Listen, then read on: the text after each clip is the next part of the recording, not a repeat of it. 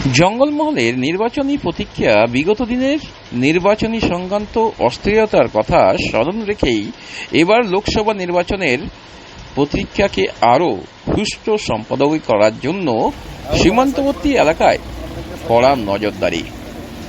আর এই বিষয় নিয়ে পুলিশ সুপার যেটা জানিয়েছেন, উড়িষ্যা এবং ঝাড়খণ্ড সীমান্তে 72 কিলোমিটার রয়েছে উড়িষ্যা সীমান্ত এবং 128 কিলোমিটার রয়েছে ঝাড়খণ্ড সীমান্ত।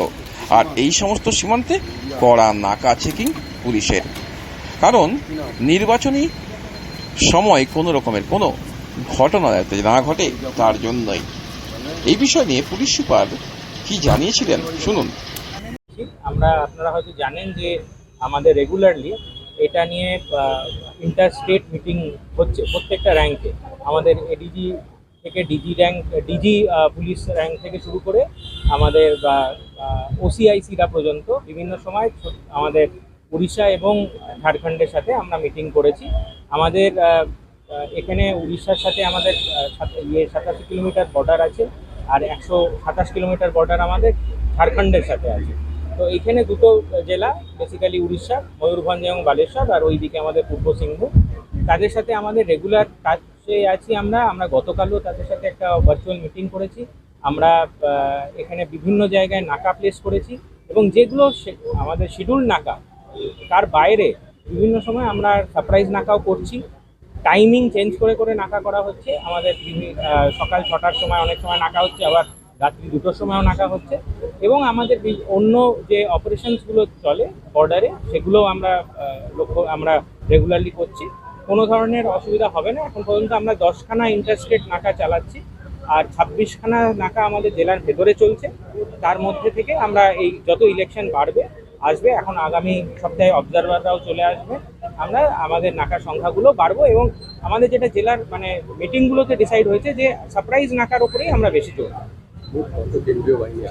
আমাদের একটা এখন আন্দাজ পাওয়া গেছে, যেটা আমাদের এখনো স্পেসিফিক আমরা পাইনি ডিপ্লয়মেন্টটা।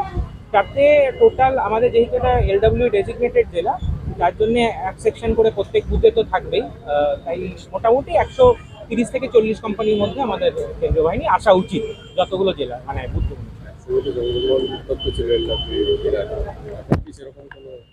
না, একেবারেই আমাদের সেরকম কোনো সিচুয়েশন আর হবে না।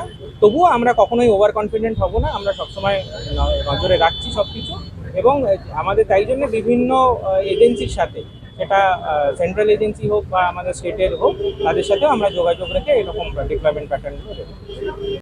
ইতিমধ্যে রাতের অন্ধকারে বিভিন্ন জায়গায় যেমন পুলিশের পেট্রোলিং রয়েছে, ঠিক তেমনই আবার নাকা পয়েন্টগুলোতে রয়েছে কড়াকড়ি ব্যবস্থাপনা।